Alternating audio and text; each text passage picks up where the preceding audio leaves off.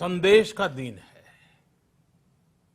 ये oneness of humanness का दिन है, जो हमें जोड़े, साथ लाए, वही तो योग है।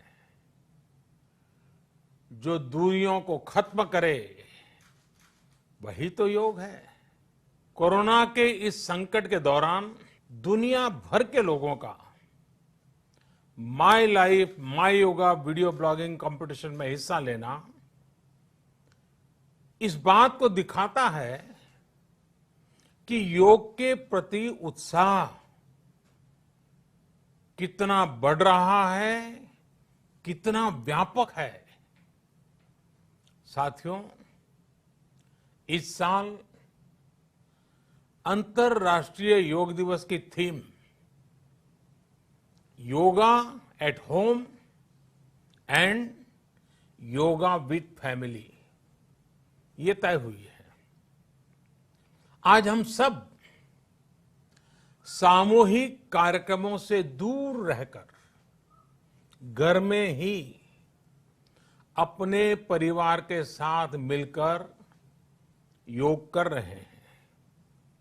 बच्चे हो, बड़े हो, युवा हो, परिवार के बुजुर्ग हो, सभी जब एक साथ योग के माध्यम से जुड़ते हैं तो पूरे घर में एक ऊर्जा का संचार होता है। और इसलिए इस बार का योग दिवस, अगर मैं दूसरे शब्दों में कहूं तो ये भावात्मक योग का भी दिन है। हमारी फैमिली बॉन्डिंग को भी बढ़ाने का दिन है। साथियों, कोरोना पैंडेमिक के कारण आज दुनिया योग की जरूरत को पहले से भी अधिक गंभीरता से महसूस कर रही है। अगर हमारी इम्यूनिटी स्ट्रांग हो तो हमें इस बीमारी को हराने में बहुत मदद मिलती है। इम्यूनिटी को बढ़ाने के लिए योग की अनेक विध विधियां हैं, अनेक प्रकार के आसन हैं। वो आसन ऐसे हैं जो हमारे शरीर की स्ट्रेंथ को बढ़ाते हैं, हमारे मेटाबॉलिज्म उसको शक्तिशाली करते हैं। लेकिन कोविड-19 वायरस खासतौर पर हमारे श्वसन तंत्र यानी कि रेस्पिरेटरी सिस्टम पर अटैक करता है। हमारे रेस्पिरेटरी सिस्टम को स्ट्रांग करने में जिससे सबसे ज्यादा मदद मिलती है वो है प्राणायाम। प्राणायाम यानी एक प्रकार से ब्रीथिंग एक्सरसाइज है। सामान्य तौर पर अनुलोम विलोम प्राणायाम ये एक प्रकार से पॉपुलर भी हैं, आप भी जानते हैं और लोग भी जानते हैं, करके भी दिखाते हैं। ये प्रभावी भी है। लेकिन प्राणायाम के अनेक प्रकार हैं। इसमें अगर आप प्राणायाम को जानने वालों से मिलोगे तो बताएंगे शीतली है, कपालभाति है, भ्रामरी है, भस्त्रिका है, बहुत है, अनगिनत है। अब तो नए नए जुड़ते भी चले जा रहे हैं। योग की ये सभी विधाएं, ये तकनीक हमारे रेस्पिरेटरी सिस्टम और इम्यून सिस्टम दोनों को मजबूत करने में बहुत मदद करती है। इसलिए आपसे मेरा विशेष आग्रह है, आप आसन करते हो, एक्सरसाइज करते हो, जो भी करते हो जरूर करें, लेकिन आप प्राणायाम को अपने डेली अभ्यास में जरूर शामिल करिए और अनुलोम विलोम के साथ ही अनेक जो प्राणायाम की टेक्निक्स हैं उसे भी सीखिए, उसको सिद्ध कीजिए। योग की इन पद्धतियों का लाभ बड़ी संख्या में आज पूरी दुनिया में ये कोरोना वायरस से ग्रसित जो लोग हैं वो पेशेंट उसका लाभ ले भी रहे हैं। योग की ताकत से उन्हें इस बीमारी को हराने में मदद मिल रही है। साथियों, योग से हमें वो आत्मविश्वास और मनोबल भी मिलता है जिससे हम संकटों से जूझ सकें और जीत सकें। योग से हमें शांति मिलती है, मानसिक शांति मिलती है, संयम और सहन शक्ति भी मिलती है। स्वामी विवेकानंद जी कहा करते थे, एक आदर्श व्यक्ति वो है जो नितांत निर्जन में भी क्रियाशील रहता है और अत्यधिक गतिशील में भी संपूर्ण शांति का अनुभव करता है। किसी भी व्यक्ति के लिए एक बहुत बड़ी क्षमता होती है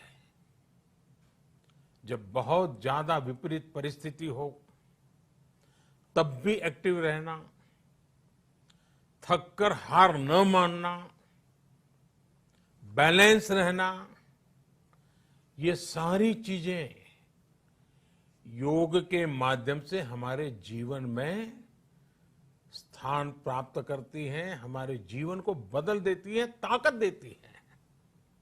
और इसलिए आपने भी देखा होगा, महसूस किया होगा, योग का साधक कभी संकट में धैर्य नहीं खोता है।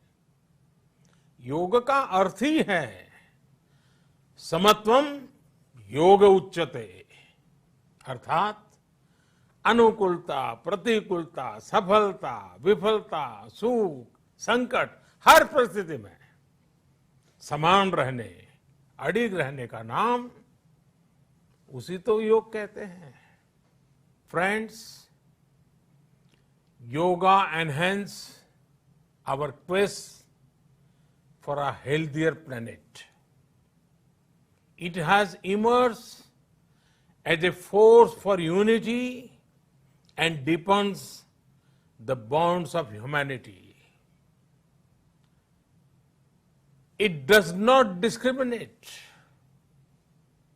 It goes beyond race, color, gender, faith, and nations.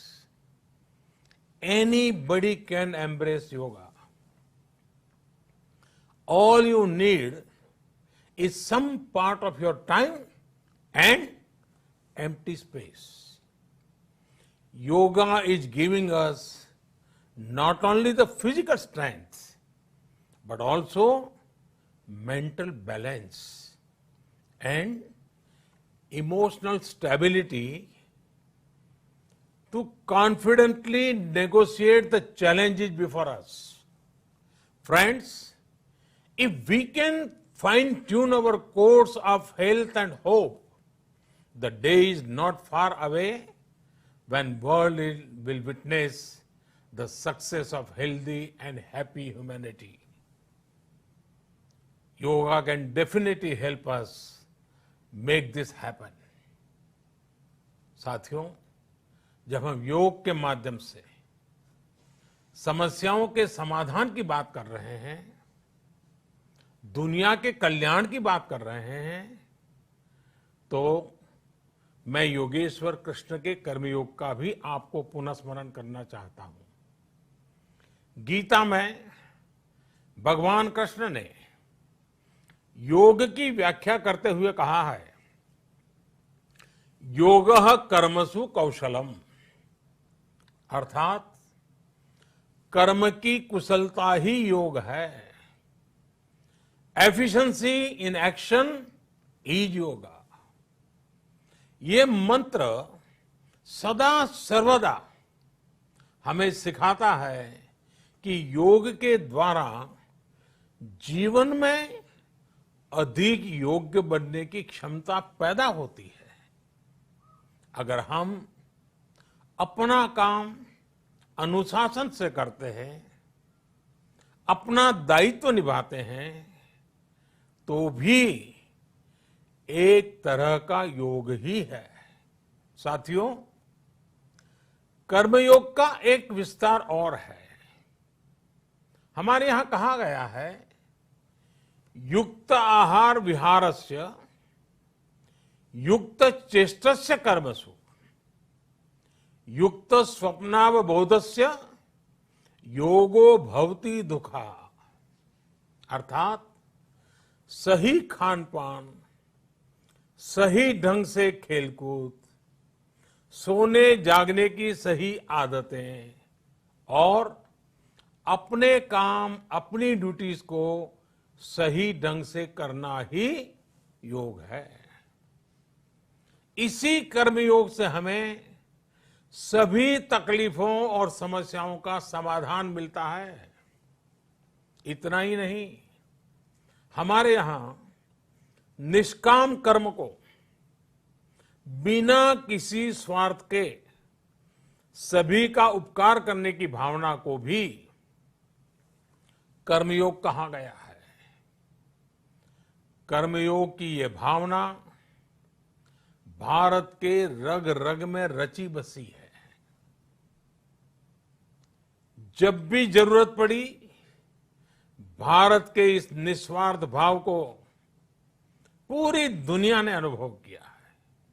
साथियों, जब हम योग से चलते हैं, कर्मयोग की भावना से चलते हैं, तो व्यक्ति के तौर पर, समाज के तौर पर, देश के तौर पर हमारी शक्ति भी कई गुना बढ़ जाती है।